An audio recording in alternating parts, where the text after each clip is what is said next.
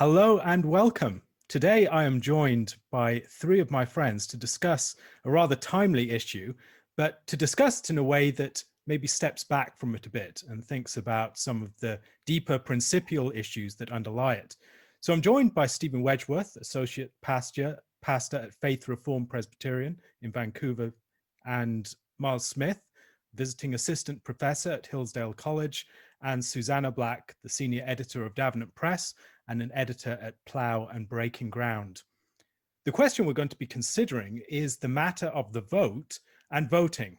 So we're going to be stepping back a bit from the question of for whom we ought to cast our vote, or whether we should cast a vote at all in a given election, and thinking more about the issue at a level of basic principle. This raises a number of interesting and challenging ethical questions that I think at the very least should encourage us to think more carefully about what we mean when we cast a vote for someone. What sort of action is it? How can we consider the ethical dimensions of this action, particularly as Christians? So first of all, we should maybe think about what it means to have a system that has a vote, because there are many different systems of voting that we may be thinking about when we're having this discussion. The system here in the UK is rather different from that which will be in the US or in Canada or other parts of the world. So for instance, if you're in Australia or Brazil, you have compulsory voting, which raises different ethical dimensions of the question than you would have in a system where you're not voting as a compulsory option. Voting in the UK is not for head of state or head of government directly, but for one's local MP. So the party that wins will determine who will be prime minister. And it's not seen as the same rebranding of the nation every 4 years as it might seem that the US election is from this perspective. And then there are other questions that we might have. What does it mean to vote for someone for president as distinct from a local MP or someone who's senator? These sorts of questions are all ones that we'll hopefully get into along the way. So first of all, to throw it out to you guys, what do you think is distinctive about the US system of voting, for instance, that raises different ethical questions surrounding one's vote than you would find in, let's say, Australia or the UK? Well, I think, no, go ahead. I think that you mentioned the fact that Americans actually vote for their head of state. That's not necessarily common. Even in Western Europe, people may vote for the head of state, but the presidents don't have the same power. Really, only France and the United States have this a voting system where people actually cast an individual ballot for the head of state. So that makes things different. We're not just voting for our prime minister. We're voting for the head of the American Union. We're voting for the republic's head of state. And so it means that there's a symbolic aspect of who's being voted for in the United States that there isn't in the UK. Boris Johnson's the head of government, but he's not the Queen. And so that makes things a little bit different, and it brings language into the question of the franchise that you don't have in Australia or Ireland or the rest of the Commonwealth. Yeah, I think that's right. And it also brings in the dynamics of voting within a two-party system and voting for people who might well not get elected, in which case you have, there are all these sort of hashtags and bumper stickers and so on saying "not my president" after Donald Trump was elected, because there is this sense in America, I think, that it's the sort of combined sense of like political authority comes from being voted in. There's a vague sense of sovereignty over me is just my sovereignty that I've given over to the state. And then you've got this very heightened two-party system where, every 4 years, basically everyone kind of goes around seeking out media outlets which will tell them that the other side, whoever the other side are completely unfit to vote or completely unfit to govern, basically not civilized, and that the world will end if they win. And how that all nets out is that you have basically half the population feeling extremely disenfranchised every time the election happens, because basically every election is 50-50. And it becomes very, very difficult to feel as though the government, at least at the federal, at the national level, is your government. You really do feel as though, I think a lot of people really do feel as though Donald Trump is not their president. He does not have political authority over them. And that seems to me to be insane as a system. There's also the issue of this, closely follows what you just said, Susannah, but the U.S. president is perceived to have, and to some extent I think this is accurate, immensely more power and significance than other heads of government or state.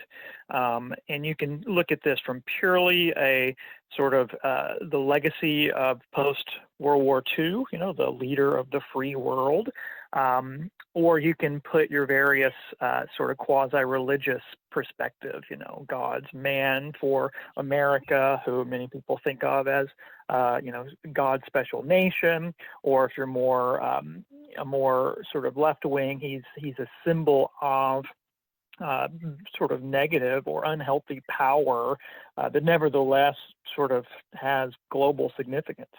And so there is this sense of urgency with the vote. It's difficult to say you're making purely a practical decision.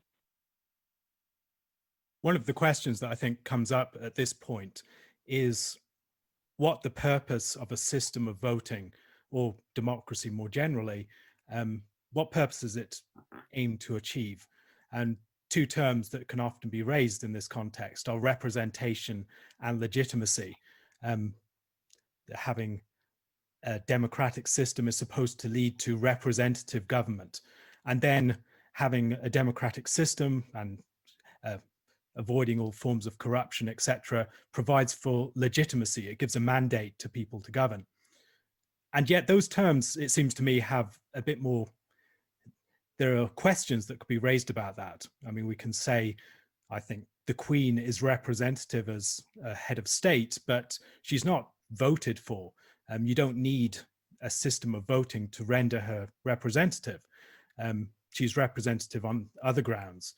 And then there are other times when people can be legitimately voted in and yet not actually be representative and have, I mean, the questions that Susannah was raising earlier on about a system where many people feel disenfranchised.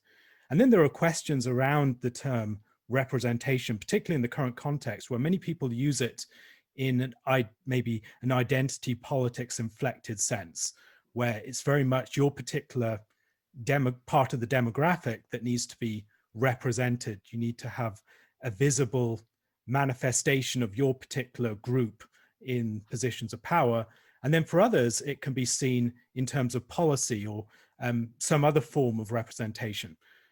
I'll be interested to hear your thoughts on how we pick apart these terms, particularly as they relate to a system of voting and democracy, and then questions of how we consider the suffrage in light of this, the right to vote, who should be included. These sorts of questions are ones that we have novel answers to today relative to times in the past.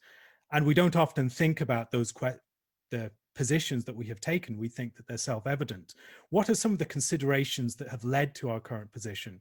And how can we maybe have a better sense of what stance we're taking when we take the positions that we do on these questions? A lot of what in the United States, you mentioned, Alistair, the ideas of representation. And there's I think increasingly in the early 21st century, there's this idea that every institution needs to be representative according to sort of kind of a one man, one vote, socio-ethnic identity, socio-cultural identity, socioeconomic identity.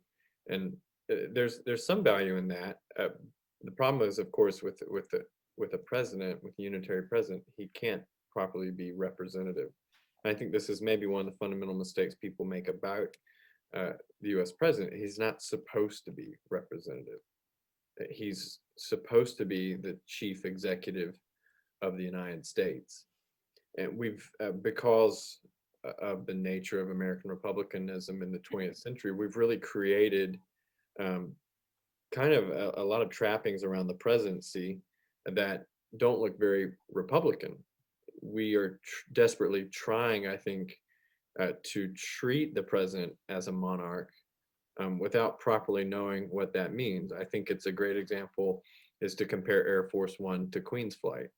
Air Force One is a massive airplane and they has an entourage everywhere it goes, and the Queen flies around on what's essentially a sort of an oversized Learjet. And so we're trying to, I think, get to the point every election where we kind of find some sort of a perfect representation. And obviously with the two-party system, two different sides think that they're getting some sort of guy who, if not represents every voice, then it can at least speak for them. And I think that's problematic when you think about what it is to be Republican, small r, is that Republican executives aren't supposed to be representative. That's the point of parliaments, of Congresses. Republican executives are supposed to execute laws. And so I think there's sort of a fundamental misunderstanding of what it is to be represented in the United States, because we look for that at almost every level, and we should really only look for it in our state reps, in our local representatives. Well, I mean, in the House of Representatives as well, I think you could probably properly look for it. But I do think that looking at the sort of conflict over the Electoral College now, it does sort of show a fundamental difference in the way that people are thinking about what it means for government authority to be based on representation and be democratic now, as opposed to when the nation was founded. There doesn't seem to be any room for any kind of legitimate authority or perception of legitimacy other than a kind of very, very flat one man, one vote system. Whereas, you know, if at least to a certain degree, at least some of the founders, I hate to be sort of like, I don't know, Claremonty about this. To be Straussian about it. And well, yeah, it's the old faith. But you know, when the country was founded, the House of Representatives was where representative government was, where democratic government was meant to go. That's where Right. That's what that was for. And then you had the Senate, which were up until the 17th Amendment in what was it, 1923 or something like that? 1913. 13. You know, where they were appointed. And then you had the president, which, you know, the House of Representatives, I mean, the Electoral College was essentially a kind of like, the presidency seems to be a little bit of a fudge if you're thinking about the country as it was initially founded to be governed as a kind of idealized mixed regime with democratic, aristocratic, and monarchical elements. So the presidency obviously was supposed to be the monarchy, and the monarchy can't really be elected, but the electors, it seems to be less clear cut than the kind of very clear, all right, the House of Representatives is the democratic house, the Senate is the aristocratic house, and then the president is somehow the king. Yeah, you mentioned Claremont, and it reminds me of competing historical, representations of what the president is, because the Claremont view, and you see this in like Jaffa's presentation of Lincoln, like the president is the great man of the nation, right? He steps in and does the heroic deeds. He leads the people, and he's really essential in that in that model, right? And you see this with Claremont today, right? Like all the other parts of government are the problem, and the president, he's the one guy that, at least in theory, could step in and fix things.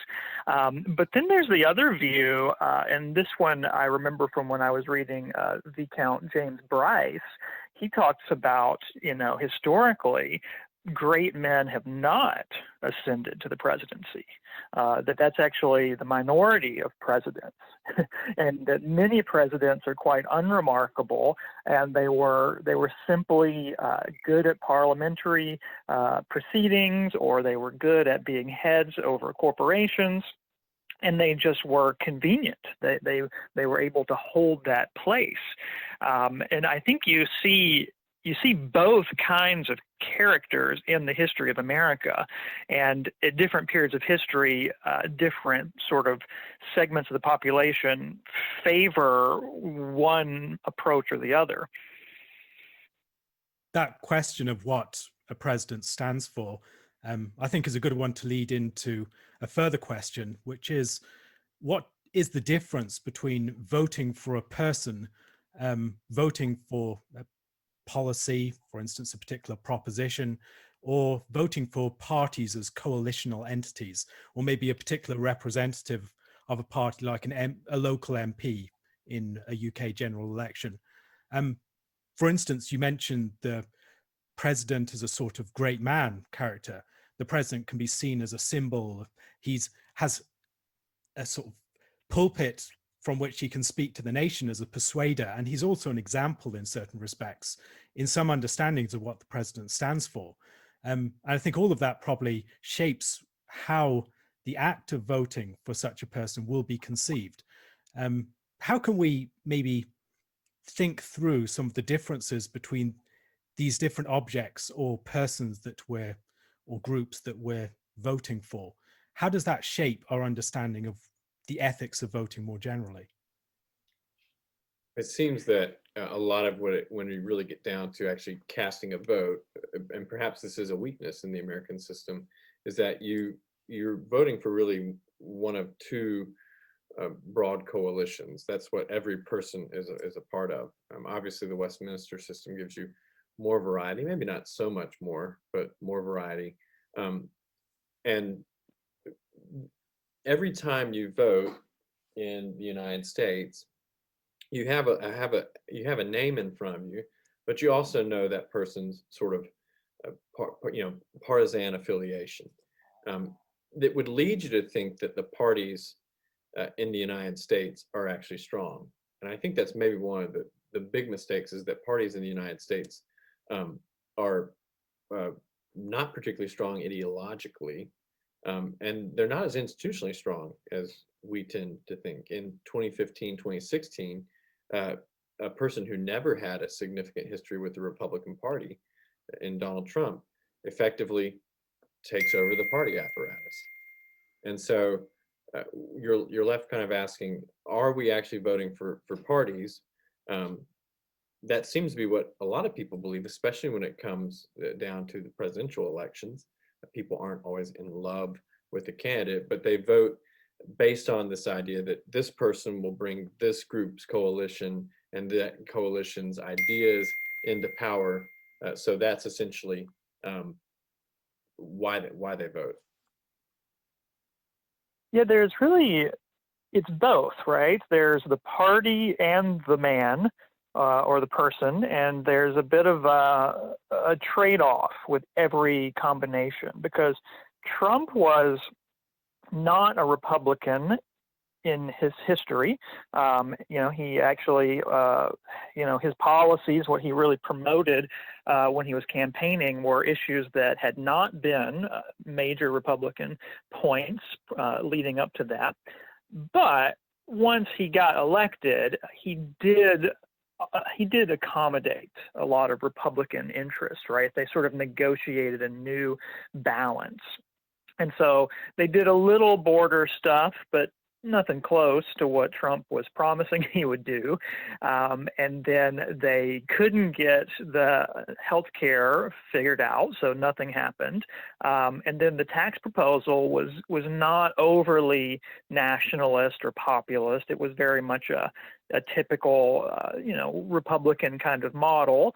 But then they were less hawkish on the military and really dialed back foreign adventuring.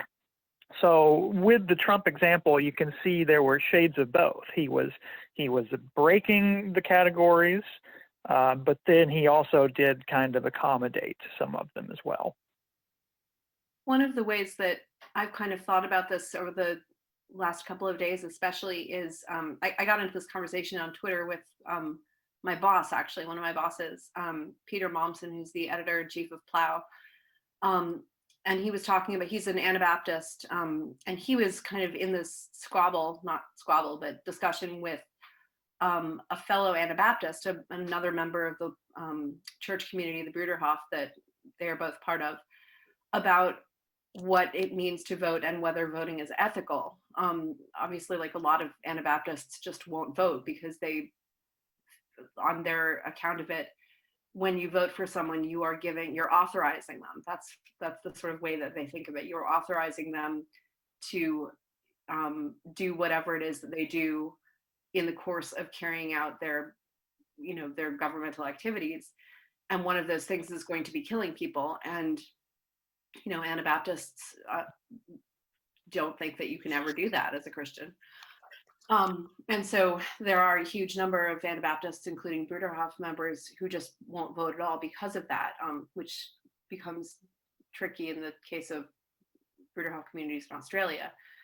But so that kind of sense of voting as authorizing or voting as giving personal assent to something is kind of one way of thinking about it. And I kind of tend to think in those terms, although rather than authorizing, I think I would sort of more think of it as swearing fealty. Like if I'm voting, I'm saying, this is the person I would be willing to serve in this person's court. I don't think they're perfect. I don't think that they're, they are not Christ, to whom I can, pledge unconditional fealty, but they are a kind of decentish executive, decentish king. And that is very much not, I think, the way that Pete was thinking of voting, and very much not the way that I think is more traditional in American sort of voting perception of what voting means. So what Pete said was, it was a kind of good phrase. He says that the way he thinks of voting is as, in my fallible judgment, given the political system we have, this person is more likely to serve the common good in high office than that person. Like that is the statement that you are making when you're voting. And that's kind of it's a different flavor than I pledge my loyalty to this person and authorize him to act politically on my behalf.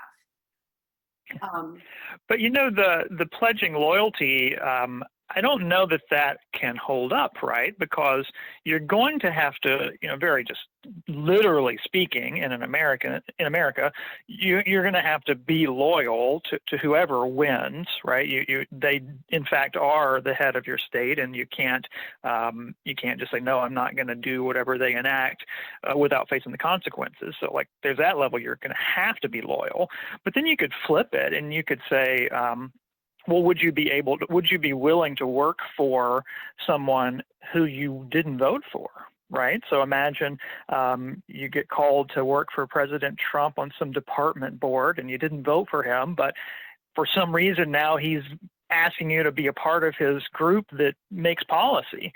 I could conceive an argument where you say, well, of course you accept. You get involved so you can then shape the policy. So it seems like the way you described it as pledging, loyalty or whatever, you could disprove that in two directions. I know. I'm not saying it's like rational. I think it's probably extremely irrational. One of the things I think is worth thinking about is that in the United States, we're still operating broadly under the same Constitution that was passed in 1789.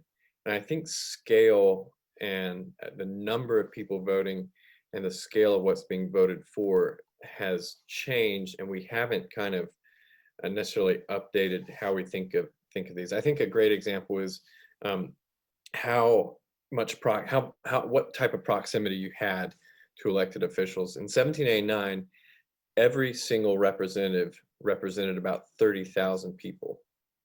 The average U.S. rep today represents about 700,000 people. So you were more likely to have the idea that you're voting for someone and you have to kind of eat the responsibility for voting for them. Well, that's easier to imagine if you're essentially 1 out of 30,000 population, and you're an even smaller number of voters.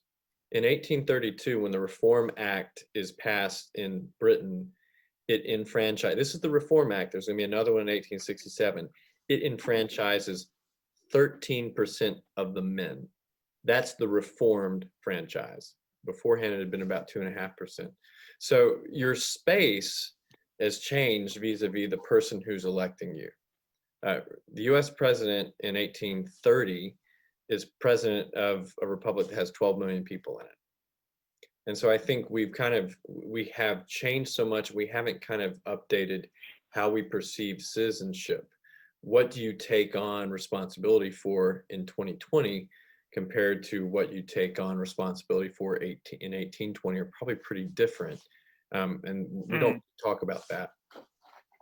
And that, I suppose, Miles, raises that question. Point, sorry. Go ahead. I was going to say that point also makes you consider the nature of the executive branch having had to grow to keep up. And so when you're voting for a president now, you have to keep in mind you're voting for a person who is then going to create cabinets and departments, and he's going to then populate those with people who will then make policies. There's also the question here, I think, of the way that politics and the vote fit into our broader civic life. We have this sense of voting as, I mean, for many, it is the absolute zenith of one's civic responsibility and participation. And there's very little conception of what might lie beyond that for many people. But yet there's a great deal of symbolic and other weight that's placed upon for whom you cast your vote, even though that actual vote is an incredibly ineffectual action for the most part. I doubt that any of us have cast a vote that actually made a difference. In terms of the larger mass of people, we were part of movements that made a difference, but our part wasn't decisive. We weren't the straw that broke the camel's back. And so I think this leads to questions about the way that voting is perceived and the degree to which, for instance, universal suffrage, for example, leads to the politicization of great areas of civil life that formerly were not politicized. Hearing a little anti-American suggestion there, Alistair. How can we consider the symbolic weight that the vote has within democratic life more generally, but America in particular? It seems to me that this also ties into the question of what do we mean when we vote for a president? Are we voting for a character and a person and all the virtues or vices that go with that, a symbol of the nation and of the office? Or are we voting for someone who's going to maybe appoint certain Supreme Court justices or some other driving through certain policies, whatever it is? How do we consider the symbolic weight that that has? Yeah, well, Alistair, you said Supreme Court. We should probably separate that one because that one's not symbolic so much. I mean, that one is much more practical.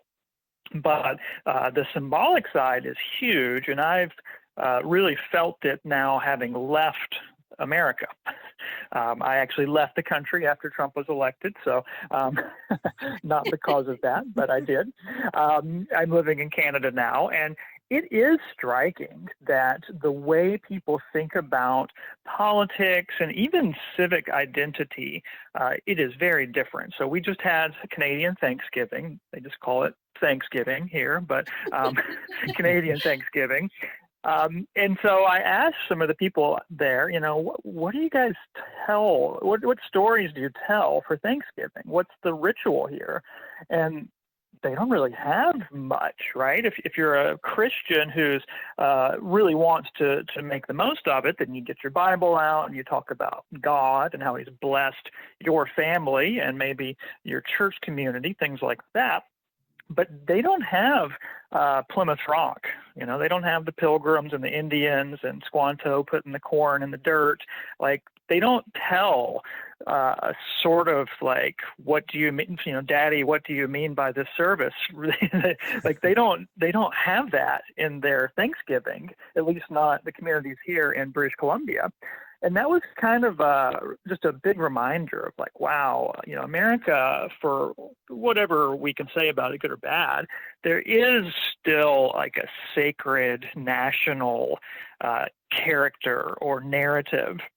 And we don't even think about it as Americans, but like it's real. And that definitely goes into our thoughts on voting. It seems so. One of the ways that you could think about this is like, what does the active voting look like, or what's the flavor of it, or what does it mean? And so the kind of swearing fealty, is one imaginative way to grasp that. The kind of pledging loyalty to Americanism as a kind of system in general, or reaffirming your commitment to this historical people, this system of government, whatever it is kind of another. But then there is also there's this question of, Alistair, you were talking about, like, what is the place of voting in one's larger political life, because voting is actually quite a small part of political life. And I'm going to read some Oliver O'Donovan. I hope you guys are okay with that. He talks about, he says, the essential political duties we owe our neighbors are those of living together with them peacefully under the law, and of giving proper support to the institutions of government that uphold the law.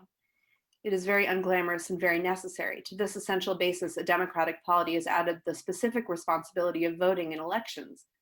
To perform that democratic task well is quite difficult. It means listening carefully to political debates and sifting the true from the false in a self-questioning way, aware of the subtle influences of prejudice upon ourselves as well as upon others. It means to be open to persuasion, ready to change one's mind. It means achieving a clear sense of the difference between what we can and must decide, and what we cannot and should not try to decide. And he later goes on to talk about the crucial aspect of sort of voting and deciding on, and political speech, voting as a kind of political speech. And the purpose of political speech is not partisanship, but attempting to speak the truth, which gets into his whole kind of vision of candid speech as a major political responsibility. And that seems to me to be a very kind of civic Republican flavored understanding of what the vote is. The picture there is probably voting in a more limited franchise. It's someone with, a toga, their token of citizenship, or a kyopa, or whatever it was in Florence, which marks them out as someone who's taken on the responsibility of public deliberation and public leadership. And voting is kind of one of the ways that you exercise that, and public speech, candid public speech, is another one of the ways that you exercise that.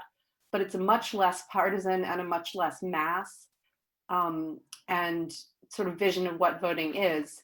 But it's also not my sort of notion of swearing allegiance or pledging allegiance to a person. It's much more civic Republican. And that is, I don't know if that's like a viable, realistic way of understanding what a vote can be in contemporary America, but it is one way that voting has been conceived of imaginatively and ethically in the past. I think it is viable in one sense. I think this isn't a problem with what you're saying, Susan. I think this is maybe just systematic, and maybe to what Steve talked about, kind of this there is this kind of broad-based sort of heavily contrived, but nonetheless kind of civil nationalism in the United States. I think probably the missing thing that gets sort of forgotten is how reflective American civic nationalism is of the broader American citizenry. Our story tends to be updated fairly regularly, more so, I think, than other Western democracies. And I think that has a lot to do with the fact that Americans are not spatially confined in the same way that other Western democracies are. And what do I mean by that? Well, Michigan's very different than New York City, is very different than Florida, et cetera, et cetera. So do you have sort of these broad-based things that are experienced like Thanksgiving, but different communities kind of tell themselves different stories about themselves. And I think the unique challenge of voting in the United States is, how do you get all these communities to kind of tell a similar story about themselves when it comes to the act of voting? What are we going to affirm? Which part of our story are we going to lend our support to in a given candidate? Because I think that's really what people are doing, is they're trying to find, there's always the kind of very brass tacks economics, kind of just, I need money on the table for food, et cetera, et cetera, et cetera. But that's not always how people vote. They vote to sort of say, this person affirms the part of the American narrative that we think is important. Mm-hmm. And you've seen that a lot in 2020. There's two American narratives. And so how do you get Americans especially to think about voting as some sort of actually enterprise seeking truth? You've made a good case. I if it could work, that'd be great. I don't know if it can or not. So I'm admittedly being a little Augustine by saying I doubt it, but. Yeah, I think to answer this question, you've got to kind of either already have answered or at the same time answer this question about, the spiritual, sacred relationship to American citizenship. If someone really does buy into a sacred nationalism, then you're not going to convince them that they should just vote purely economically or what have you. But you could see the opposite error and say, well, the sacred nationalism is what accounts for all of our culture war anxieties, which is also not true. There really are cultural issues that affect the nation. So, you kind of have to answer that question in order to then make this other issue about practical voting. I think one of the things to think about, it's really incredible to look at how newspapers are an amazing resource for this. Look at how people talked about exercising the franchise for president in the 19th century versus how we do it in 2020. What they're talking about is so different. And obviously that's normal, right? Times change, people think about different things. But the vote is also a sort of request. We want the president to do X. And for a lot of American evangelicals, it's been, we're using our vote to ask you to appoint conservative Supreme Court justices. For progressives, it might be, we're asking you to bring about a more diverse and equitable social order.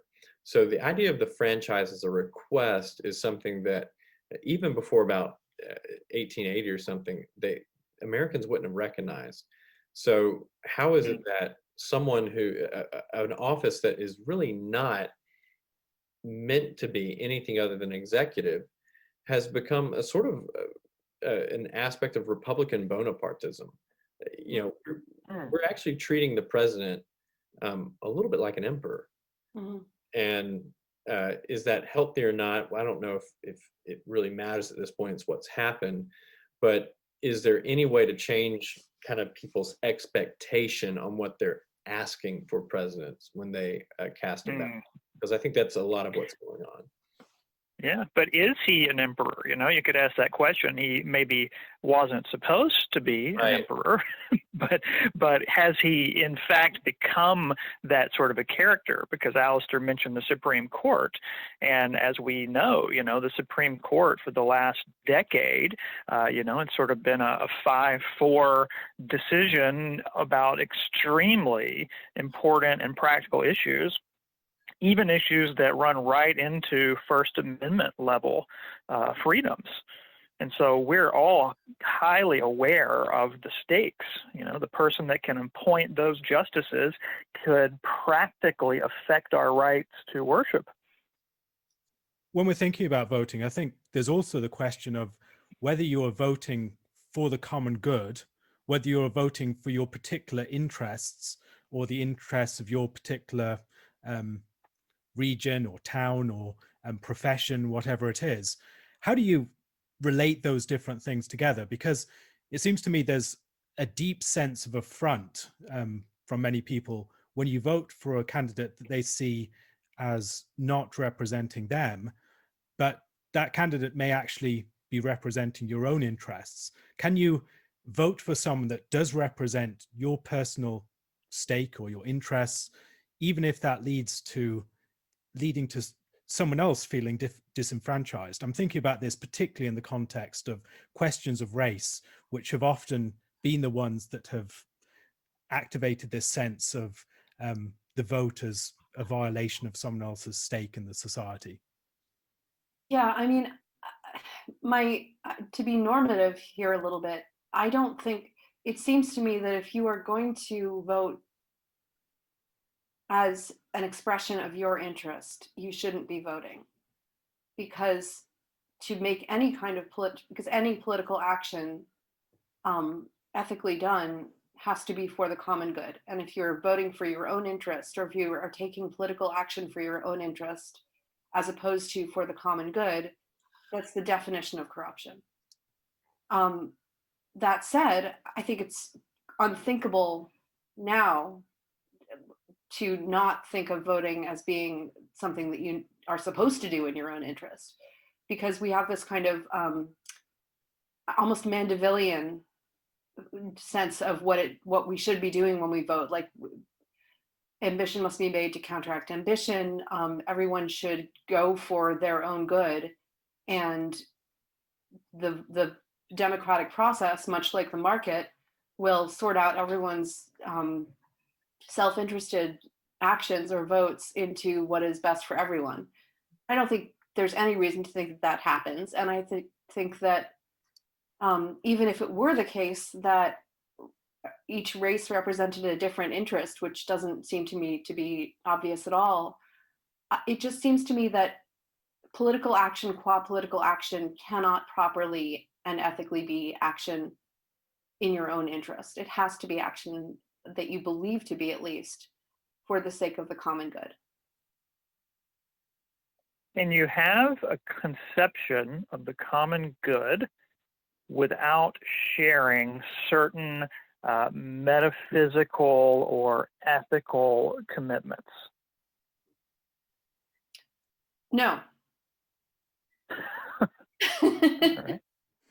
I mean, no, of course not.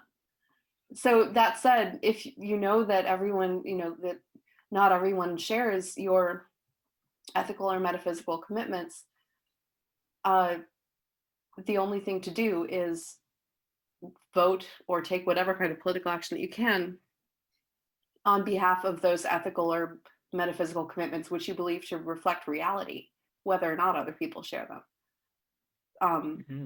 And I think that's the only reason that we think otherwise is because Oliver Wendell Holmes had a nervous breakdown after the Civil War and became a pragmatist and then screwed everything up. Like,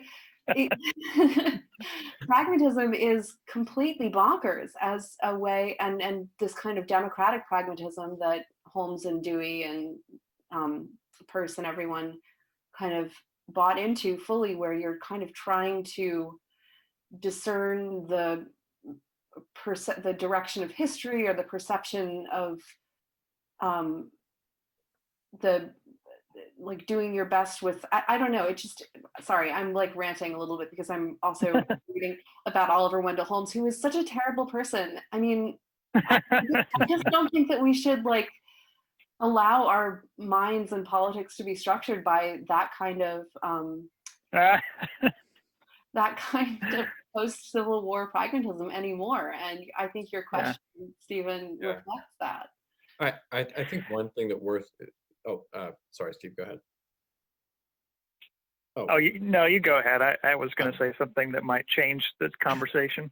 Well, I think the conversation about common good is really an important one. One of the things that for anyone who's listening in the United Kingdom or on the continent, one of the things that's really difficult about having a vision of the common good in the United States, it doesn't mean there shouldn't be one, because I think there should. But I do think federalism is actually meaningful for this reason.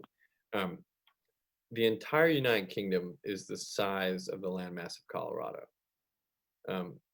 Germany is the size of Montana. France is a little bit smaller than Texas. And so the Netherlands and Belgium could both fit in South Carolina. So you have spatial considerations and topographical and geographical ones that actually are really meaningful. I live in Michigan. Climatologically here, it's similar to Lithuania. Steve lived in Florida for a while.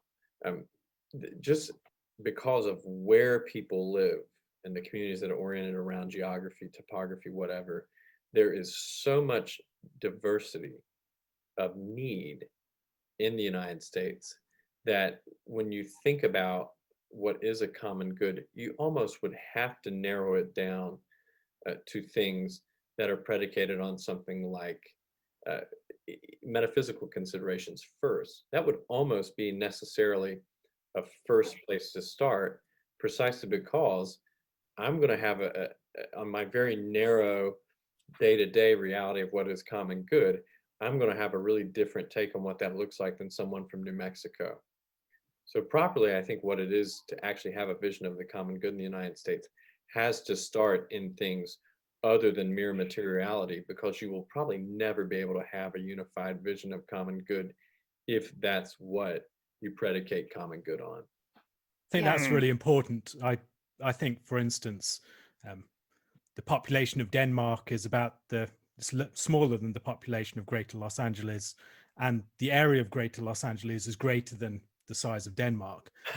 It's very hard for people to conceive some of the policies even that are often advanced on the basis of European examples. They don't consider how those might actually not scale up. They depend upon a particular rootedness to a small geographic area, smaller population, and a very different sort of history. Beyond that, I think there's also the question of part of the effect of a large geographic area is similar to the effect of social media, which uproots philosophical discussions of politics and politics more generally from the gravity of space and locality. And it tends to move it into the realm, in particular, of ideology. And so the connection between American politics, and I think increasingly politics more generally, as it becomes discussed in this more abstract, delocalized realm, it becomes focused upon themes of ideology. So we talk about things like socialism or nationalism as such, without considering that those things might mean very different realities from country to country or context to context. How can we consider well the sort of ideological debates and conflicts that have tended to congeal around presidential politics, and how to maybe, should those things be deflated? Is there a place for that sort of ideological conversation? How can its effect be properly understood and measured as well? Boy, that's so difficult, because there's sort of the level of conversation that people like us are going to have, and then there's the way in which ideology kind of actually happens, which is usually people don't know they have it. They don't realize what their ideology is until after big momentous things have happened. And so we can kind of say, oh, you should do this or that with it. But for most, American voters, they're reacting to things that are happening to them. And then they can kind of look backwards and piece together the categories and the images and the metaphors and the things that were shaping their perception. I mean, I think that to a certain degree, ideology is kind of curdled metaphysics. And given, what Miles has said about the almost necessarily metaphysical nature of the common good that we in America have got to seek because of the extreme variety of practical, local kind of common goods in the sense of public goods or in the sense of, local circumstance that could, I think it's very difficult to have non-ideological politics. And I think that the only solution is to have political discussions that are explicitly metaphysical, because you can't avoid it. You just have to do it well. It's sort of like C.S. Lewis on reading fiction. Like, you're going to read fiction no matter what, so you had better read some good fiction. Yeah. Well, I think to kind of give two examples within fairly recent history of sort of ideological commitments that get problematic. You can use the sort of narrow jingoism of MAGA. What does this even mean? What does making America great mean? That's ideological, but there's people who buy it. I mean, there's millions of people who have said this is something we should be committed to. On a more kind of highbrow level, you have sort of the neoconservative interventionism of the Bush presidency, and this is something that a narrower group admittedly were committed to, but they were still committed to it with the same sort of dogmatism in the face of sort of vaporous understandings of what the consequences might be of it. I think it was Susan Sontag that made a point one time about Americans, maybe it wasn't Sontag, I can't remember, but basically American politicians are nannies to Americans in a way that European politicians aren't to other Europeans. You think of the example of Winston Churchill in the Blitz, giving pretty bad news to the British people routinely. Can the American president give bad news to the American people routinely? It seems not. And why is this? Because we are so committed to ideas of our own exceptionalism in light of all of our evidence. And I think this kind of American exceptionalism kind of blinds us uniquely within the Western world. Maybe not uniquely to the depths of blindness, but certainly as a scale, we have a particular commitment to it. So I think American exceptionalism is one of the reasons why ideology is so problematic in the United States. I wonder if it might be helpful as a tool. I also just finished this book on Churchill, like the first year of Churchill's, the first year of the war, really. I wonder if it might not be helpful as a tool to think in terms of like the Anglo-American democracies, which is the phrase that he, was using to try and, goose Roosevelt into the war. In the sense that these aren't ultimate goods. This is not the one way that it is proper to choose leaders.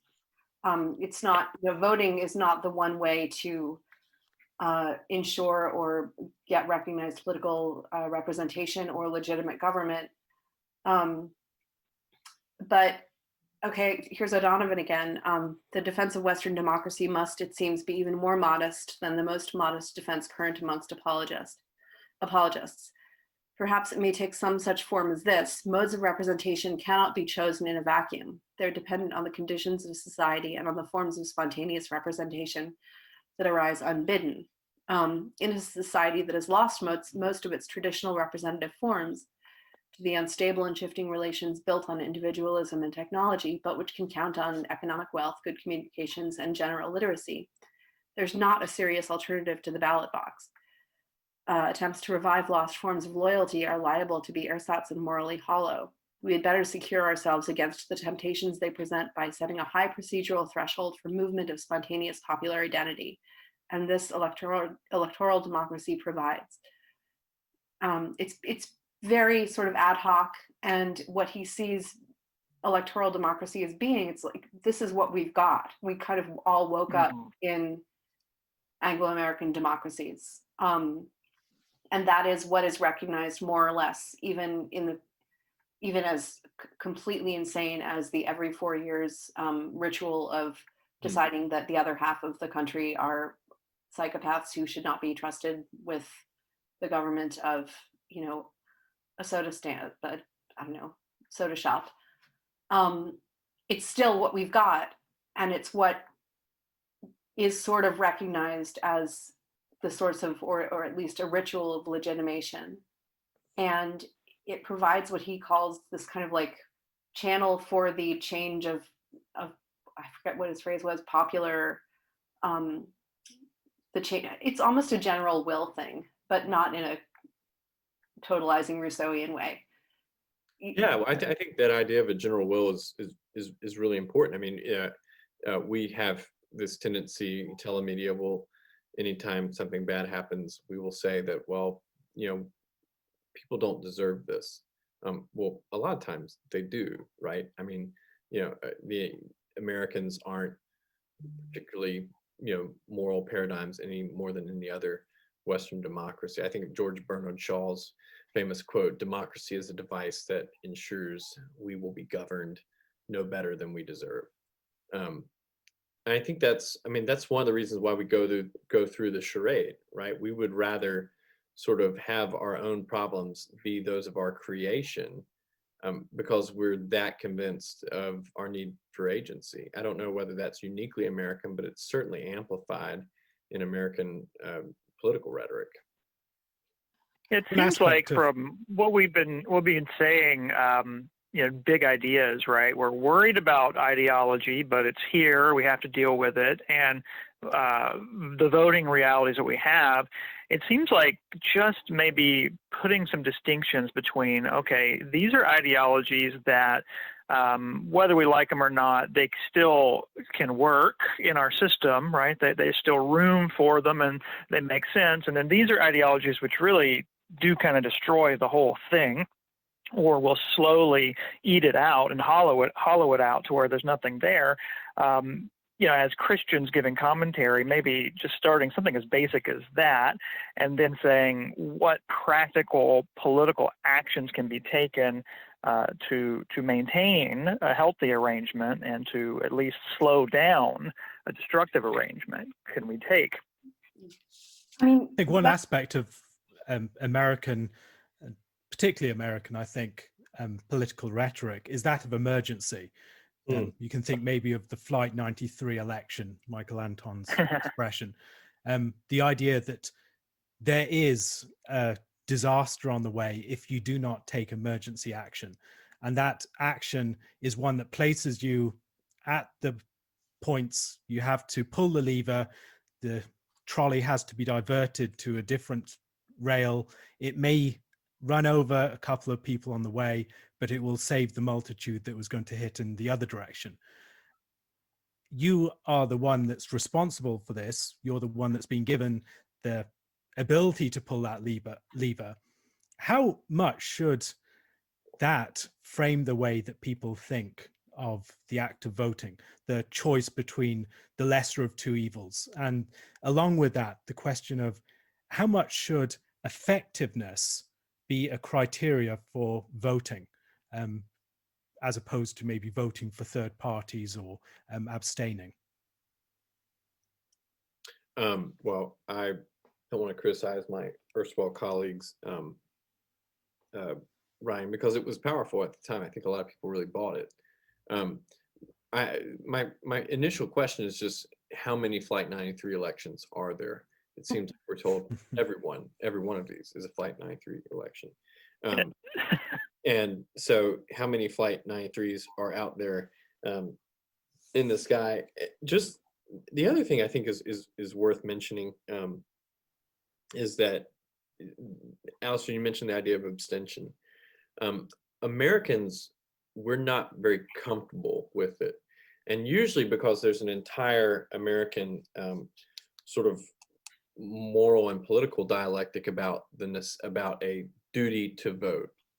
I think there's a long history in the West of abstention being not only something that's allowable, not only something you could do, but in some cases being something you should do. We have the two candidates in the 2020 election, not because people voted, but because of two relatively corrupt political organizations sort of going about their machinations and on some level foisting them on the political process. There's 335 million Americans. I doubt very much you would say that Joe Biden or Donald Trump are the two men who should rule the United States. And picking between those men would not be something that you would say is what you would do if you would get the best. So I think on some level, it would be good to actually ask pretty hard questions about whether Christians especially should keep feeding this two-party machine. And that doesn't mean that they should vote for one candidate or another. It does mean they should ask, why do we keep investing so much institutional prestige into two institutions that haven't actually done perhaps what they've promised for progressives or for conservatives? Parties are in the United States are really unusual, and I think we can at least look at abstention as something that could be done to just say, hey, why do we keep feeding this? It seems to me that one way to go about it would be to not say we should abstain or we shouldn't, but the more I think about it, the more it seems as though the problem is not too much politics. It's not enough politics in the sense that the political act, voting becomes the one political act, and the political authority of the president becomes the one kind of political authority that's recognized. Even O'Donnell is kind of pessimistic about this. Society has lost most of its traditional representative forms. Attempts to revive lost forms of loyalty are liable to be ersatz. I'm not sure that's true. I think there's plenty of political sort of relationship that exists. I'm thinking just in terms of local organizations, even the family as a political organization. These are actual political relationships, and taking them and taking those kinds of political loyalty more seriously and investing more in them, and at the same time taking the other kinds of public politics duties like the candid speech that O'Donovan talks about, and other sorts of things more seriously as well, would actually give us a richer and fuller and more well-rounded sort of kit of political things to do and ways to experience ourselves as political animals, so that it's not all freighted on this one every 4-year choice that seems like a little bit strange. I think abstention certainly should be allowed, and it, in some senses, shouldn't be underestimated because, again, think of the example of Trump. One of the big arguments is that he got people to vote who had not been voting prior to him.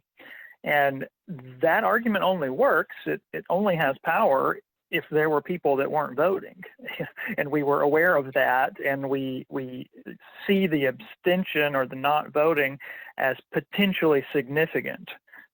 It's a statement about insufficiencies and inadequacies that maybe in the future we should change. So abstention it should be allowed and should be seen as actually potentially effective.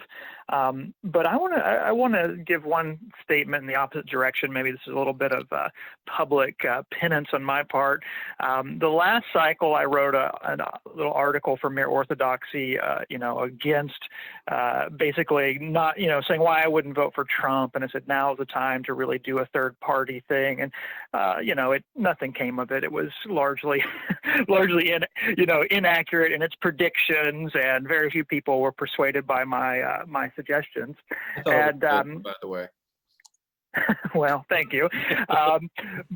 But I've been thinking about that after the fact, and a lot of stuff I thought would play out. I wrote it before the election had happened. I thought Trump wouldn't win, and I was wrong. I got a lot of stuff wrong, which is normal. Like we all get stuff wrong when it comes to politics, but it just was like an occasion, or it's been an occasion over the years for me to reflect upon that. Sometimes we abstain, or we say we can't participate in this or that, based upon things we think we are confident in, things we think we understand, and then we're actually quite wrong. We have such a limited perspective. And so with Trump, when I was thinking about him a while back, a lot of my opposition to him was, don't know that you can trust him, really worried about these symbolic aspects of him. And he's certainly been a mixed bag. I wouldn't say that now I'm, on the MAGA train, but he actually did do certain things. And I'm particularly thinking about, the nomination of the judges and the vocal support of pro-life activism. He did things that even your really conservative, family values kind of candidates in the past had declined to do once they got elected. And that has stuck with me. It's like, I put all my energy in some sense into the symbolic category with some judgment about the guy's trustworthiness, which I think was a fair judgment at the time. And I was kind of wrong about a lot of that. And had maybe the candidates that I was more excited about, had they got elected, they could have disappointed me in the other direction, right? They could have got up there and not delivered on all sorts of things. And so I do wonder about our energies when we're proclaiming whether or not we have to abstain, or whether we're super committed to certain candidates, whether we wouldn't all be benefited by just toning it down a notch, like lowering our expectations all around, but then maybe being open to the way politics can surprise you and shake out. Maybe the small little momentum has gotten a little bit bigger since last time, and if these two guys happen to get together, then this other thing might happen. No, I think that's exactly right. I think one of the things that the way I would phrase it is, we need to quit expecting presidents to be essentially small r Republican, sort of Christian Caesaro-papist exemplars. I think that happened for a long time with especially conservative, sort of low church evangelical Christians. They really sort of, every time we voted, there was this idea, I'm voting for a good Christian man. And Trump has kind of finally gotten people to stop saying that. Now there's some of his sort of evangelical supporters who will try to sort of contrive some sort of Christian baptism of, this guy's really a good guy if you just look at things this way, and that's silly. But I think a lot of people on the right have kind of gotten to the point of, what, we need to take down our expectations. We want to vote for someone who can basically protect us. And that's a pretty low bar, whether they actually need protection or not. You can argue that till the cows come home. But I think he has resulted or there has been the result of him being president as people sort of taking down their expectations for what presidents actually do. That's something that people like Stephen Wolfe is a good example of someone who's written on the subject of the importance of consequences within the discussion of the ethics of voting. We tend to talk a lot about, or traditionally Christians have talked a lot about character of candidates. And that is something that's come out more recently in the discussions surrounding John Piper's piece on voting. How can we think about the place that consequences should have in our considerations? Because it seems to me that many people who would focus upon character might end up acting politically in a way that maybe could keep their hands clean, but is completely ineffectual and doesn't actually stand up for some goods that are under assault.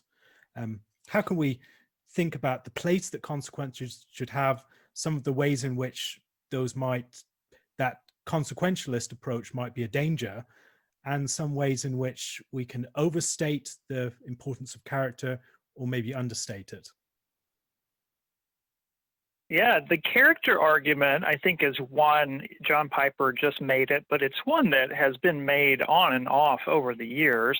And what I think was so perplexing, what brought a sense of cognitive dissonance to the evangelicals in America, is that some of the people who had been really championing character matters just switched on a dime.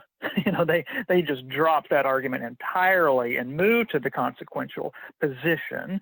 I'm thinking of there was I don't want to name a guy and be wrong, but there was some guy, he wrote a bunch of books for kids on like heroes and virtues or whatever, and that was always like his theme, right? The importance of character and leadership. And then he comes out as a giant Trump supporter before Trump was elected. And so that can make your head spin. You're like, wait a minute. And then there's a sense of betrayal. Like, so were these people just lying? Like they didn't really care about it? Or are they willing to pretend that a guy has character? That was a big part of why there was such unrest and like people not knowing what to make of this. But I think we've got to be, again, slower, I guess, in our reactions.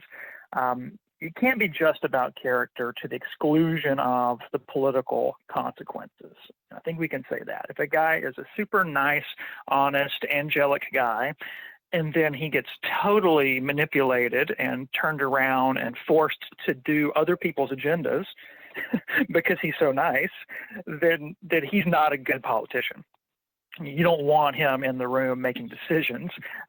He's too nice, that's his problem. You've got to have a bit of a brawler at times. But character is going to have consequences.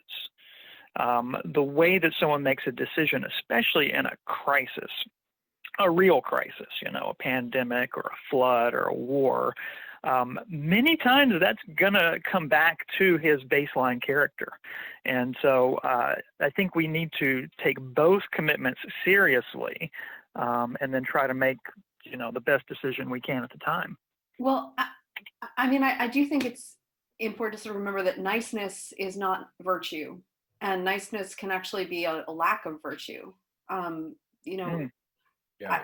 I don't think that it's possible for there to be a politician who's too virtuous, in the sense that to be truly virtuous is to have the qualities of courage and of prudence and of wisdom that would prevent you from being walked over or being fooled by bad advisors or whatever. So I don't think I don't think the question is, all right, so we need to balance good character with someone who will be effective. I think that good character is by definition effective. It's a question of, can we find someone of the best character possible? And I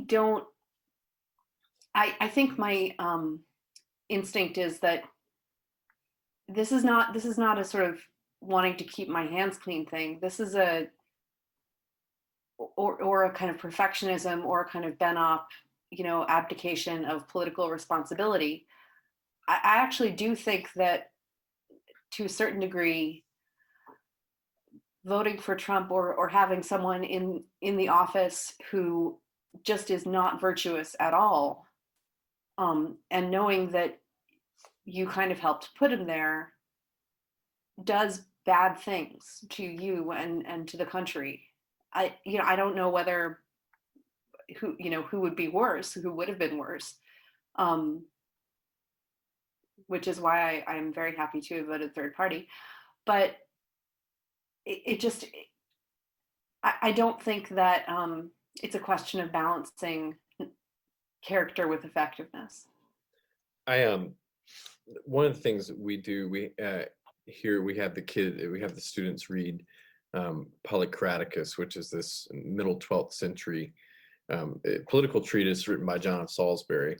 And one of the things that you realize is kind of when we in 2020 talk about character, and I like this is the way that Susannah differentiated niceness from virtue. We're talking about it, and also the word we tend to use, in 2020, we use this word decency a lot. So I think that it's important to concede that with someone like Trump, there's very real, I think, viable concern. I think, Susannah, you're onto something that, will his character lead him to do something impulsive? Will he do something impulsive, imprudent, and whatnot? I think that's a really viable concern. So I think, and that's maybe the critical one, right? Does certain types of lack of character lead to certain types of problems? And I think with someone like Donald Trump, it's imprudence, it's impulsiveness. I want to go back to this idea of niceness, though, because I think this is something we do need to draw a pretty black line. When we talk about niceness and decency, we do kind of tend to talk about it a little bit a la C.S. Lewis's That Hideous Strength, the N-I-C-E style niceness, that style of quote unquote decency. And even upstream from that, I think it's important to realize that what we call decency is very Anglo-centric, incredibly Anglo-centric. The way that we expect our politicians to behave is pretty Anglo-centric. I did a semester abroad in Italy when Silvio Berlusconi was prime minister. There's certain things that everyone just kind of shrugged off in Italy because, well, it's Italy, that we wouldn't shrug off. So I think kind of conceding that there's certain Anglo-centric ideas of decency, and certainly conceding that some of it's pretty Whiggish, that downstream from Whig thinkers in the late 17th century. I think that's important to concede. I also think Susannah's point is really important. There's certain types of lack of character that can lead to certain types of failures, and I think Trump's imprudence and impulsiveness is something that really seems to probably that rattles my bell as much as anything, because I do think those are character failings, and I do think they matter. How much they matter, up for debate, but they're certainly not negligible. On the Anglo aspect of the concepts of decency, I'd go beyond that and say it's very much a certain class sense of decency. Right. If you're in a working class context, Trump may come across rather differently. The other thing along those lines is the sort of character that some displays is not merely a matter of how they will govern. It's something contagious. It's something that shapes the way that people move around them, the character of the people closest to them. I think as a great example of this, the story of King David, when he sins, it changes the whole tenor of his administration. He gathers people like Joab closer to him, and then other people are put further away. Nathan, for instance. You'll find also that there is just instability more generally around him, because people can't trust him, they can't trust each other, messages aren't being sent faithfully, and there's something about the integrity of an administration that arises from the character of the people at the heart of it. And beyond that, the way in which the character of Christian political discourse, particularly in evangelical contexts, has shifted following the last election, I think is noteworthy. There's something that's changed that's not merely a matter of us. We can't compartmentalize character quite as straightforwardly as maybe we think we can. And there, I think the challenges of Piper's approach should be reckoned with. I have my differences with his arguments, but I think character is contagious. And when we're voting for people, we're voting for something about the atmosphere that we're going to create. How can we deal with that dimension in a way that's wise as Christians, but also shrewd in the way that we're called to be? Mm-hmm. Yeah, I said niceness, which was fun to then get everyone to pounce on, but but I think, let's be honest, when the average American commentator, not people who are going to be quick to give you the classical, definition or the Christian theological definition, but when the average American commentator says, I want a virtuous president, the reality is they are filling in that word with definitions that I think each of us would criticize. They want him to be honest, okay, but they want him to promote certain sorts of, maybe it's including certain voices, defending certain causes, being empathetic to this or that. And then they usually say, and not towards these other things. And they see that as part of virtue or character, right? Obama is a great example. He really ran as a character candidate. It's hard for some conservatives maybe to get that, to understand that, because they painted him in the liberal bad guy category. But if you read a lot of his early speeches, right, he's hope, right? He's positive thinking. He's going to bring the country together. Right? He gave that speech about red states and blue states, right, and even appealed to being multiracial at one point. He was a character guy, but you could argue that then he went and put in policies which were also, in some respects, they were character-driven policies. Right? We believe in these values; they are on the trajectory of progress that is moral. But a lot of conservative Christians thought that those were actually quite evil or harmful. They thought that those positions were, worked against the kinds of values that maybe some of us would say you have to have a good common good. So that's my big question mark about accepting that language in the world we live in, right? If we're only going to poll our congregations and they're going to vote, then we can use that language. But using that language for the voting group that is in America, I think we have to understand what that means. It's very different. Yeah, I think a couple of things that come to mind with the current the political reality and the idea of what it would be to have a virtuous president. Obviously, Steve's right. You kind of have to look at what the reality is on the ground.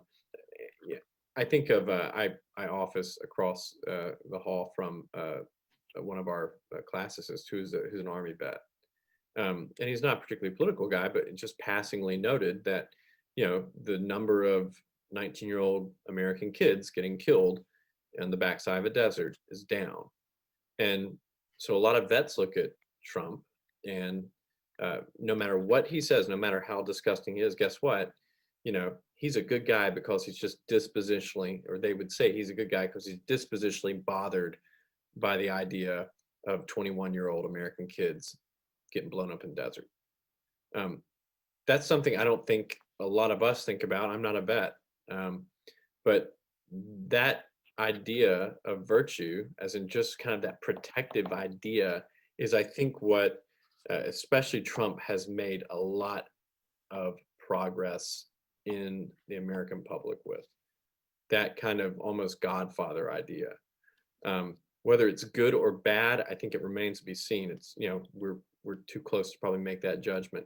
But a lot of people see that as virtuous, that kind of protective sense. Whether he is protective or not, I don't know. It's too soon to tell, but people perceive that. questions of politics have been increasingly divisive for Christians. And it seems that part of it is just a general instinct that gets concretized, or it congeals around political standpoints. And that can be ideas of masculinity, it can be ideas of what the nation represents, it can be ideas of virtues more generally that are somehow elicited by a Rorschach test of your political stance. How can Christians firewall the things that really matter from some of the political disputes and debates that we have? And how might that help us to engage in both aspects better? I think this is something incredibly simple, but I think a judiciousness on social media is probably one of the small things that Christians can do to really help to firewall conversations about politics. Be careful what we retweet. Be careful what we say out there, especially with regard to politics. It's something small, but I think if more people did it, we might have at least a more thoughtful conversation within Christian circles and with the broader society around us. I think getting churches, as a pastor, and this is the thing that's mostly on my mind, getting churches to see the boundary lines between what is appropriate to a formal, official teaching position by the church, and what, while important, and people should feel free to really care about, are civic or earthly matters, accepting that distinction. And it does not mean that Christians don't care about civic matters. It's just an acknowledgement that the civic matters typically have a different jurisdiction. They're more, they can quickly become more complicated or more particular to local areas, and they are not the sort of thing that the ministry of the church can take an actual dogmatic authoritative stance on. To me, I think that's huge. And I think most ministers get that, despite what their social media might suggest. But when the rubber hits the road, they're not going to excommunicate a member over, a political position. But I'm not sure a lot of lay people always get that. And a lot of times the lay people bring the energy, the anger, and then the clergy are trying to respond to that or not respond to that. And you have, a lot of panic and animosity in the meanwhile. So just clarifying the boundaries of like, okay, this is important, but it's politics, versus this is a doctrinal, religious, spiritual matter that we must take an absolute stand on. I'm not sure that I totally buy that distinction, in the sense that I think that there are certain aspects of, because I don't think that you can firewall ethics from theology, and I think that there are, I'm not sure what they would be. I mean, I have some ideas, but I think there are certain ethical matters that have political, which politics impact, which you can't support as a Christian. Like there are positions that are not supportable as a Christian, that I do think would be appropriate to excommunicate someone, in the sense of saying, like, until you repent of this, maybe you shouldn't take communion if they are supporting those political positions. Because I don't think, I mean, I really am very glad to not be in the position to have to make those calls, but I don't think that in principle they can't be made. Is it surprising that the representative, Anabaptist magazine editor here argues that against the Presbyterian minister? Hey, listen, I'm an Anglican. Just joking. Well, hey, as an Anglican, you really should accept my view. An Anglican taught me about church we're all discipline. about the religious tests for office. Yeah, but well, you said moral though, right? And I think we have to be careful. Sure, if it's merely answering the moral question, or you personally crossing a moral boundary in your action, then I agree.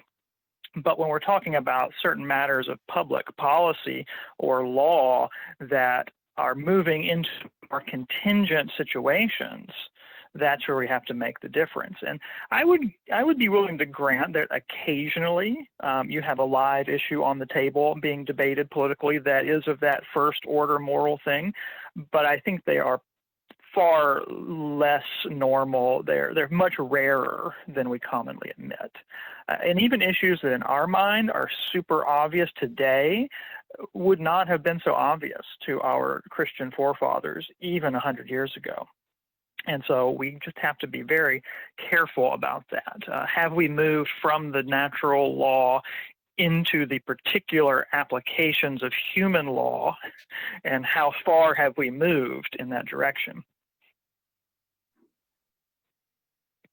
Do you think Christians can speak to, or more particularly pastors, can speak to politics from the pulpit? And if they can, how should they do so? It seems that, particularly in American politics, there's a concern to have religious leaders to speak out in some way or other in support of candidates. The presentation of presidential candidates as people of faith, or at least associated with people of faith, has been far more pronounced in the US than in most other nations. And it seems to me that as Christians, we need to think about the way in which the weight of our teaching is put behind particular viewpoints or policies or persons.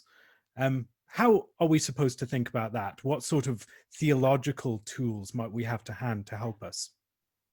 Sure. Well, the pastor, some of this depends on your denomination, right, and their view of the pastoral office, but certainly from the pulpit or speaking in a formal capacity. Well, actually, let me back up. From the pulpit in a sermon, most Protestants would argue that the pastor really shouldn't say things in the sermon that he's not willing to then say, "This is the word of the Lord." Now, of course, we acknowledge illustrations and maybe applications that are limited in nature, but honestly still, I think it's the Second Helvetic Confession. It says the preaching of the Word of God is the Word of God. Really the whole point of the pastor saying it from the pulpit is because he thinks it is absolutely following from the Word of God in a clear and direct way. And so if you find yourself as a pastor saying things that then you'd have to say, well, but okay, you're free to disagree with that, then you have gotten into a big problem here. How much are you free to disagree with now from my sermon? How much of this is just my personal opinion? It really does start the doctrine of the preaching of the word. So if you come from the magisterial Protestant position, I think right away you've got an issue there. You've got to be very, very careful. But then I would also say distinguishing between proclaiming principles.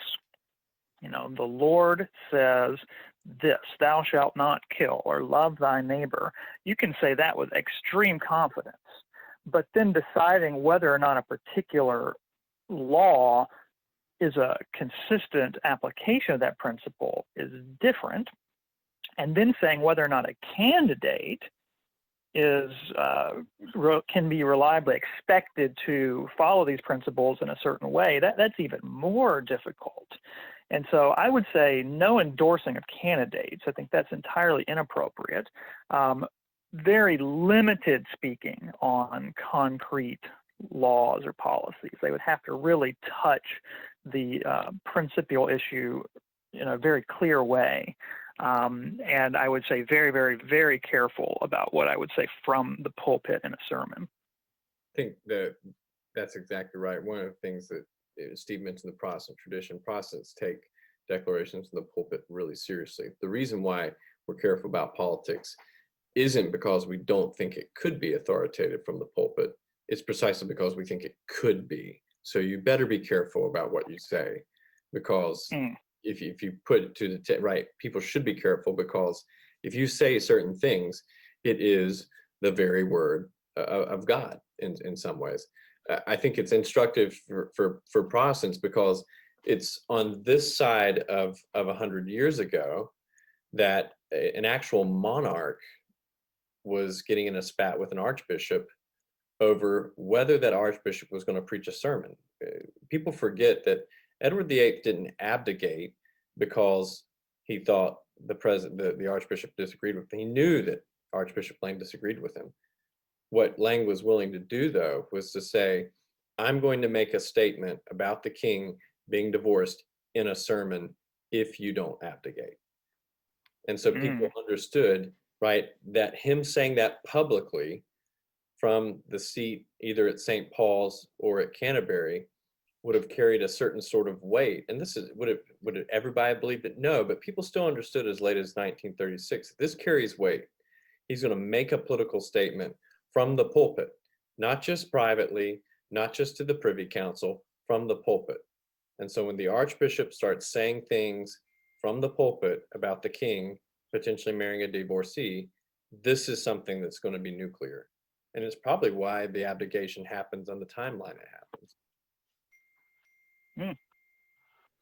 One of the questions that has often driven political viewpoints has been a concern to maintain the evangelical witness, or our witness as Christians more generally.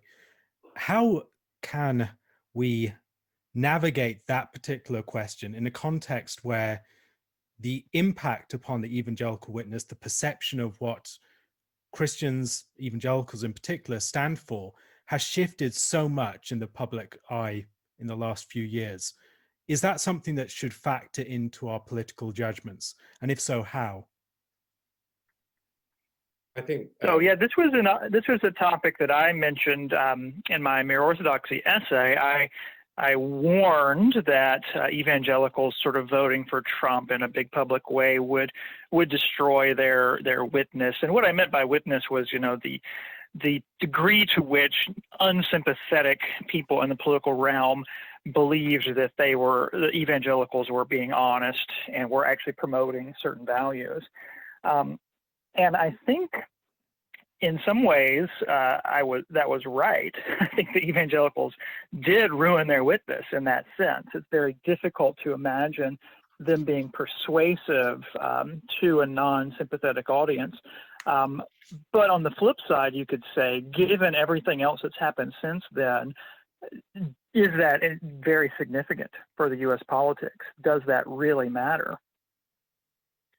Yeah, I think that. I mean, Steve, that was the great point. That was a real strength of the piece. Is that you were right. If anyone was maybe on the outside looking at evangelicals and didn't really have a charitable disposition towards them beforehand, they certainly aren't going to now. I think a lot of it comes down to a sort of why and what evangelicals, quote unquote, witness is being ruined over. And that's maybe the debate about Donald Trump. And my guess is that if you were predicating evangelical witness, which some sort of progressive evangelicals might, on being able to reach some sort of negotiated peace with the culture on late-term abortion, then you're never going to be able to have a witness with them. And so if it's Jeb Bush appointing Amy Coney Barrett instead of Donald Trump, evangelical witness is, quote unquote, still going to be destroyed, quote unquote, but it really wouldn't matter. There's no way you're going to be able to sort of find some place to negotiate on that. On the other hand, with Trump, it seemed to be rhetorical, right? A lot of the witness ruining is because of his rhetoric. And maybe that is substantive. Alistair made the point that, rhetoric and actions can kind of corrupt people around them. So in that sense, it is something to think about. Some of it, it's always going to be, quote unquote, ruined. I don't know if you can be saved on some levels, but with some of Trump's rhetoric and the people around him's rhetoric, I think that is still an outstanding question. And I don't know what that looks like downstream a few years. And by rhetoric, let's be clear, it's not just he said a mean word. I mean, he was saying he would take certain positions and actions, which many evangelicals had prior to that point said were bad. Right. And that he was the kind of person that they had prior to that point said was unfit to hold office because of his personal Right. ethics. Yeah, and I think that's a great point, Susanna. I think it's worth pointing out sort of there's a specific group of evangelicals that's being sort of referenced here, and it's a lot of the people who are involved with the moral majority, the Falwells, the Dobsons, those people. You know, that's kind of the group that I think people are looking at, saying, "See, evangelicals have ruined their witness," largely because they were very vocal during Bill Clinton's impeachment trial. I do think that it's important to not get too stressed out, though. I mean, I agree that the question of ruining one's witness in that sense, and for American evangelicals as a group to have ruined their witness in that sense is important. But there's also a way that you could be a little bit too precious, a little bit too worried about taking political action or voting at all, if that is a kind of political action, because it will never be pure. And I do think that that's actually not a good witness, even if we're just thinking in terms of witness being the major thing that we're doing, because, you know, one of the major ways that we do witness as Christians is we just try and live as decent human beings, you know, fulfilling the human call. One of the human things to do is politics in all of its various flavors, including possibly voting. And so doing politics well is good Christian witness, just as, you know, editing magazines well or planting a garden well is good Christian witness. So I don't think that failing to do politics or keeping your hands clean in that sense is a good witness. That concern of witness, though, is often focused upon the perceived integrity of Christians or evangelicals, more particularly in this case. It seems to me that we could raise the question beyond perceived integrity of how much our integrity itself has suffered as a result of some of the political stances that have been taken, the degree to which it's been seen as a battle that must be fought in a way that places us within a complete friend-enemy paradigm and makes us very neglectful of our own principles. In this situation of cornered animals, we're desperate, we'll take anything, any measure that will enable us to fight back those people who are opposing us. Right. Yeah. That's a great point.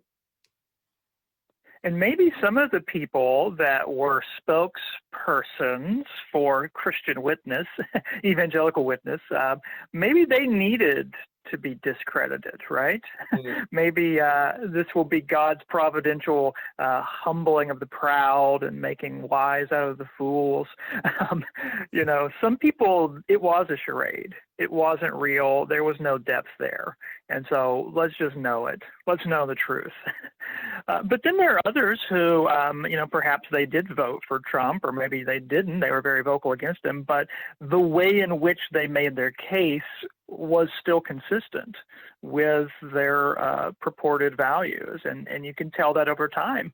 You could see their integrity as they demonstrate it in complicated political situations. Just before we finish, I'd be interested to hear from each of you what few questions you think that people should ask themselves before deciding how or whether to vote. All right. Well, I'll jump in. I think, you know, can you do this with a good conscience? That's always the question. But then, you know, to what extent have I informed my conscience? Is it properly informed, or have I gotten it a little bit too sensitive or too lax and deadened it? And then I would ask, what is the likely effect? Voting this way, will this achieve certain outcomes? And that will be different depending on where you live. Some states, you'll have a lot more freedom. You say, honestly, my vote is probably not going to to change a whole lot. My state is overwhelmingly voting one direction, in which case you kind of you're freed up to not worry so much. You can vote about any sort of priority probably and not feel so bad. But then if you're in a more swing state, maybe it changes. What effect will this vote have under our system and these conditions? Yeah, I think for me, it's very simple. Who will be the one to hopefully create or sustain a political order that is in itself sustainable, right? Who's gonna set up something for future generations? That sounds kind of deep, but it's really not. I mean, it's sort of like, which of these guys do I think is less likely to mess up things more? And everybody's going to come to a different kind of answer right now. But I think that's what I think about. I do live in a swing state. It's a fairly recent swing state. Michigan's historically very blue, but that's changed in the last 5 years, largely because of the Trump's populism. So I think I am kind of thinking about who is going to be able to sustain some sort of calm and at least remotely just political order in the coming years. I think I would add to that, take a look at the rest of your political relationships, meaning the rest of your relationships of loyalty and authority and obedience, and think about what your vote will do to them. Like if your parents really hate the person you're going to vote for, and it's not a matter of, and it will like seriously disrupt your family, and it's not a matter of conscience, then maybe don't make that vote if it'll get everyone pissed off. But that is not to say that if it is a matter of conscience, you should let that determine. Just the sense that voting is a thing that has a social significance in your immediate circle, as well as something in the larger polity. Thank you very much for joining me and for this discussion. It's been really stimulating. And if you've listened to this point, thank you so much for your time. I know it takes a lot of time to get through all of these issues, but I hope it's been as enlightening for you as it has been for me. Hopefully be back again soon with more discussions of politics in our ongoing series on Oliver O'Donovan's The Ways of Judgment. Until then, thank you for listening. God bless.